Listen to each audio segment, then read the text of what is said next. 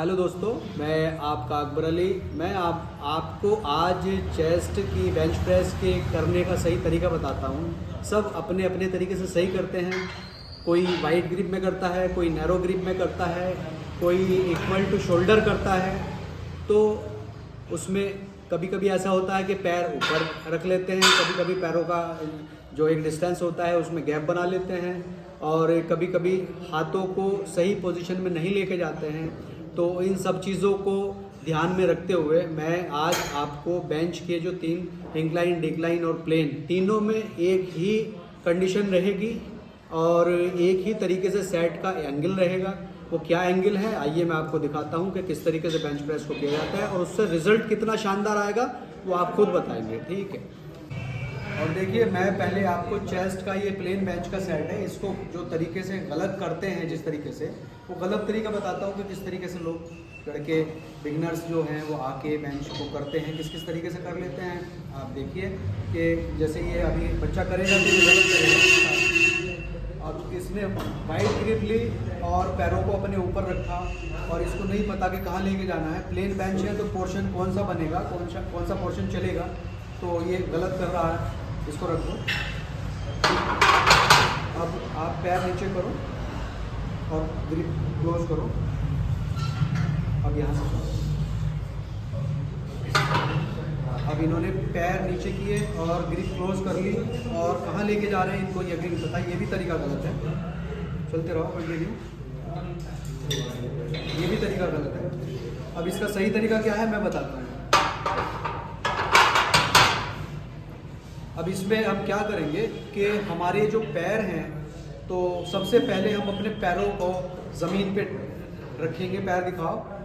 ये पैरों को ज़मीन पे बेंच प्रेस पे इस तरीके से रखेंगे। उससे जो एनर्जी जनरेट होगी ज़मीन से, पैरों के ज़रिए से बॉडी को, चेस्ट को और बाइसेप्स को, जिससे मसल्स वहाँ कंसंट्रेट होगा माइंड, तो एनर्जी जो जनरेट होगी पैरों के ज़रिए से। और फिर हमारी जो कमर की जो आर्च है, हमें आर्च बनानी है, कमर को उठा के रखना है। यहाँ अगर हम हाथ डालें तो हाथ चला जाएगा। तो यहाँ से पैरों को ज़मीन पर टेकना है, यहाँ आर्च बनानी है।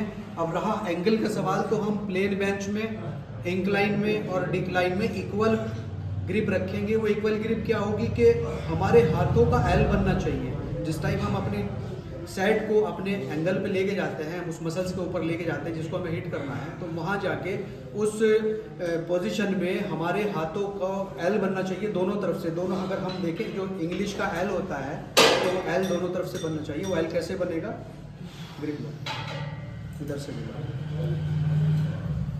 अब चलो, अब ये प्लेन बेंच है, इंक्लाइन ये पोर्शन होता है, ये डिक्लाइन पोर्शन होता है, ये प्लेन पोर्शन है।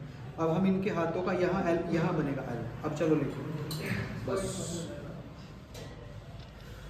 ये सही तरीका है, इससे एनर्जी भी जनरेट हो रही है, हाथों का एल बन रहा है, मसल्स के ऊपर पूरी फोर्स आ रही है, पूरा हिट हो रहा है। जो प्लेन चेस्ट का जो बेंच का मसल्स है वो पूरा हिट हो रहा है चेस्ट का। इस तरीके से चेस्ट में पंपिंग बहुत अच्छी आएगी और बहुत अच्छा रिजल्ट आएगा।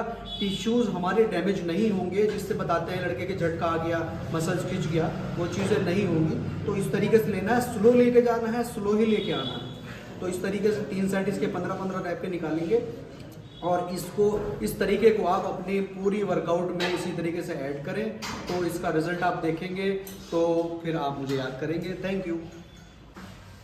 आपने देखा कि हम चेस्ट का जो bench press, incline bench, decline या प्लेन पे हम जो एंगल या हमारे करने का जो तरीका होता है वो कैसा होता है, कि कहाँ कहाँ हम गलतियाँ करते हैं। अगर हम उन गलतियों को सुधार लेंगे तो उसमें रिज़ल्ट बेटर से बेटर होता चला जाएगा। हालांकि रिज़ल्ट तब भी आएगा जब हम गलत तरीके से करेंगे, लेकिन उसमें चेस्ट की शेप बिगड़ जाएगी, मसल्स की शेप बिगड़ेगी, मसल्स में इंजरी होने का डर रहेगा। वो सब चीज़ें हमें फेस करनी पड़ती हैं, सामने आती हैं, फिर मेडिसिन का यूज़ करना पड़ेगा। उन सब चीज़ों से बचने के लिए मैंने जो आपको ये तरीका बताया है, तो इसको आप तरीके को अपनी एक्सरसाइज में ऐड करें और इसका रिज़ल्ट आप अपने आप देखेंगे कि हाँ, चेस्ट में या मसल्स में कितनी पंपिंग आ रही है। बहुत अच्छी तरीके से आप इसको करें और मेरी इस वीडियो को आप लाइक करें, चैनल को सब्सक्राइब करें और बेल आइकन को दबाएं। मैं इंशाल्लाह रोज़ एक नई वीडियोस आपके सामने डालता रहूँगा, नई वीडियोस डालता रहूँगा। और उसका बेनिफिट आपको मिलता रहेगा। आपका प्यार इसी तरीके से मेरे साथ रहेगा तो इंशाल्लाह मैं आगे भी वीडियो बनाता रहूँगा। आपका अकबर अली, थैंक यू।